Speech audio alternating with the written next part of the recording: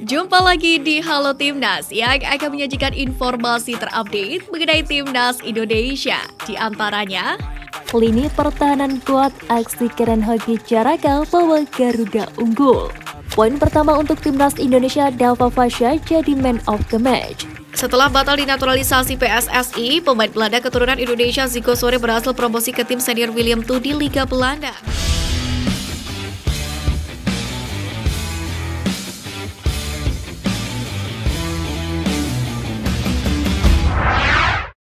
Lini pertahanan kuat, aksi keren Hoki Caraka bawa Garuda unggul. Sejak awal babak pertama, Timnas Indonesia U20 mencoba mengambil inisiatif serangan. Berkali-kali Scott Aswan Sintayong sebenarnya bisa membangun serangan dengan rapi, tapi buruknya end passing menjadi penghalang Garuda muda cetak gol.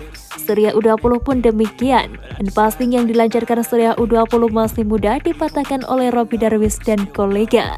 Akhirnya peluang emas didapatkan Timnas Indonesia U20 melalui Zeki Ashraf. Mendapatkan celah di sisi, ia langsung melepas tembakan yang masih tipis dari gawang Surya U20. Sebaliknya Surya U20 mulai banyak mengirim umpan silang memanfaatkan keunggulan postur. Namun lini pertahanan yang dikomandoi Dava Fasha masih bisa menahan semua serangan Surya. Akhirnya Timnas Indonesia U20 berhasil unggul melalui Hoki Caraka pada menit ke-34. Berawal dari skema serangan balik yang dipimpin Hoki Caraka, kemudian ia berlari dan menggocek sendiri ke tengah lapangan. Sebelum akhirnya ia melepas tembakan keras yang menjebol gawang Surya U20. Kabar mengejutkan datang dari Hamdan Hamidan. Seperti diketahui, Hamdan Hamidan merupakan utusan resmi PSSI untuk proses naturalisasi pemain. Namun saat dikonfirmasi, justru kabar mengejutkan diberikan oleh Hamdan Hamidan yang mengaku tak lagi mengurus soal naturalisasi. Pria yang sebelumnya ditunjuk langsung oleh Ketum PSSI periode 2019-2023 Muhammad Iriawan itu mengaku tidak lagi bertanggung jawab soal terkait naturalisasi. Hamdan menjelaskan bahwa terakhir kali ia membantu naturalisasi yakni Simpati Nama. Poin pertama untuk Timnas Indonesia, Dava Fasha jadi man of the match. Indonesia akhirnya memetik kemenangan pada laga kedua grup A Piala Asia U20 2023. Indonesia menang 1-0 atas Suriah di Stadion Lokomotif Uzbekistan. Penampilan Dava Fasha di bawah besar Timnas Indonesia U20 layak menjadikannya sebagai pemain terbaik. Dava tercatat melakukan setidaknya 3 kali penyelamatan krusial di laga ini. Ia sigap dan cekatan mengamankan bola-bola yang mengarah ke gawang Indonesia. Salah satu aksi penyelamatannya tentu saja di menit ke-90+4. Pertahanan Indonesia yang menghadapi umpan silang gagal mengantisipasinya. Ronaldo Kuateh tak ingin status abroad jadi beban. Pemain Timnas Indonesia U20 Ronaldo Kuateh tidak ingin menjumawa di Piala Asia U20 2023. Pesepak bola berdarah Liberia itu tidak mau terjangkit star syndrome karena statusnya sebagai pemain abroad saat ini. Ex-punggawa Madura United itu pun mengaku tidak punya perasaan untuk pamer skill di laga Piala Asia kali ini. Menurutnya kerja sama tim jauh lebih penting di atas segalanya. Pasalnya Ronaldo merasa tidak bisa bermain sendirian dalam pertandingan. Dia juga perlu bantuan dari rekan-rekannya di Timnas Indonesia U20 untuk bisa membangun kerja sama yang apik. Meski demikian, hal tersebut juga tidak akan menjadi alasan Ronaldo untuk tampil kurang percaya diri. Sintayong beri penjelasan pemanggilan Brandon Shondeman. Pelatih Sintayong buka suara terkait pemanggilan Brandon Shondeman menggantikan Zanadin Faris di Timnas Indonesia U20 selama Piala Asia U20 2023. Menurut Sintayong, keputusan itu memang harus dilakukan lantaran pertaruhannya untuk membawa Zanadin Faris ke Uzbekistan tidak berbuah sesuai harapan. Sintayong menjelaskan kondisi Zanadin semakin tidak bagus H-1 jelang laga kontra Irak di laga perdana Grup A Piala Asia U20 2023 pada 1 Maret lalu. Oleh karena itulah Sintayong memanggil kembali Brandon Shondeman yang sebelumnya telah dicoret. Brandon sendiri telah bergabung dalam latihan Garuda Nusantara sejak Jumat sore kemarin. Sintayong beberkan penyebab Zanadin Faris cedera. Zanadin sempat mengalami cedera kala Timnas Indonesia U20 berlaga di turnamen mini. Proses pemulihan Zanadin berjalan lancar. Tim memutuskan tidak ada masalah serius pada kondisi sang pemain. Namun kenyataan pahit menghampiri ketika Timnas Indonesia U20 menggelar latihan perdana di Uzbekistan, di mana pada latihan di Paktakor Football Club Stadium, Zanadin kembali mengalami cedera. Rupanya itu merupakan cedera kambuhan dan menurut Sintayong anak asuhnya itu cedera lantaran faktor lapangan latihan yang kurang memadai.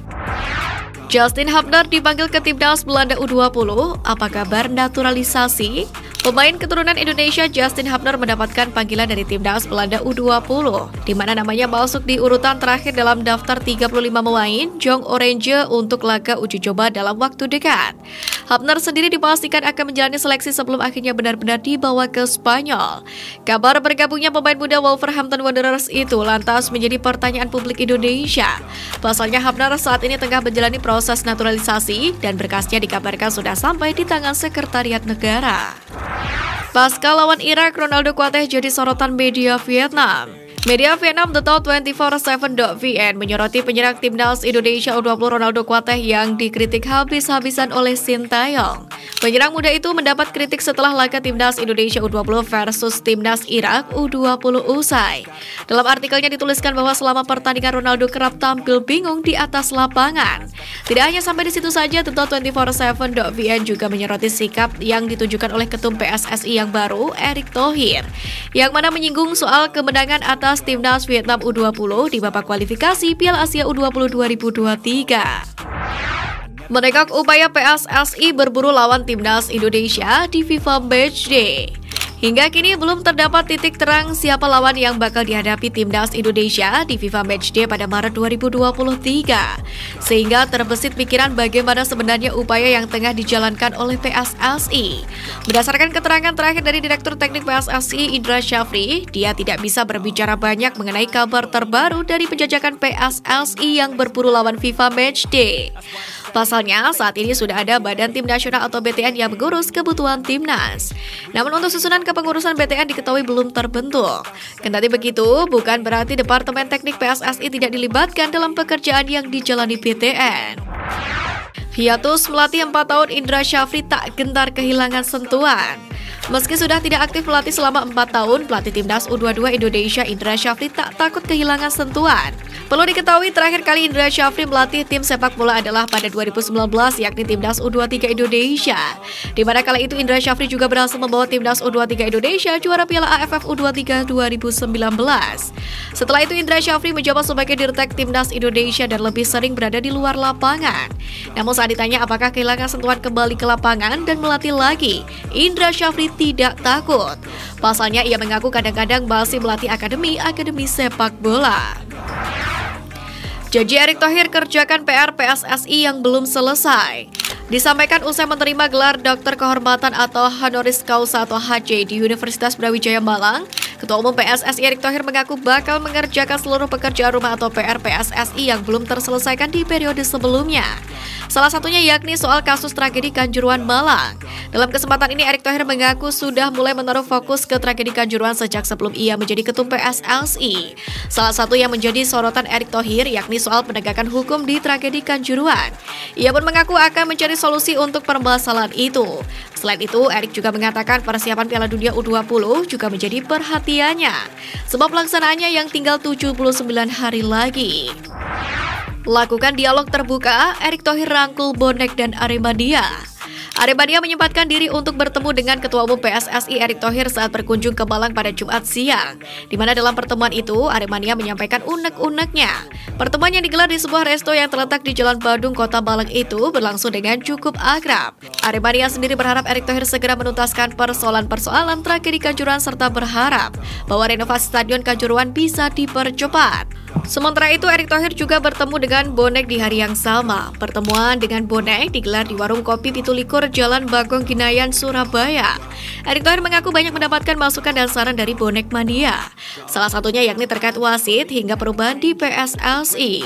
Dalam kesempatan itu, Erick Thohir juga menyampaikan rencana Jambore Supporter Nasional, sebab menurutnya transformasi sepak bola tak akan terjadi jika supporter tak turut juga. Setelah batal dinaturalisasi PSSI, pemain Belanda keturunan Indonesia Zico Sore berhasil promosi ke tim senior Willem II di Liga Belanda, di mana keberhasilannya menembus tim utama itu tak lepas dari kiprahnya di tim muda atau Willem II U21, di mana dalam 5 laga ia telah berhasil mencatatkan 4 buah gol. Kabar promosinya pemain berusia 20 tahun itu ke tim utama Willem II berangkat dari unggahan @footballtelenasia di media sosial Instagram. Hal itu pun menjadi pertanyaan di kalangan pecinta sepak bola tanah air dan akun @footballtelenasia, yang mana heran mengapa Zico Sore tak masuk dalam proyeksi untuk Piala Dunia U20 2023.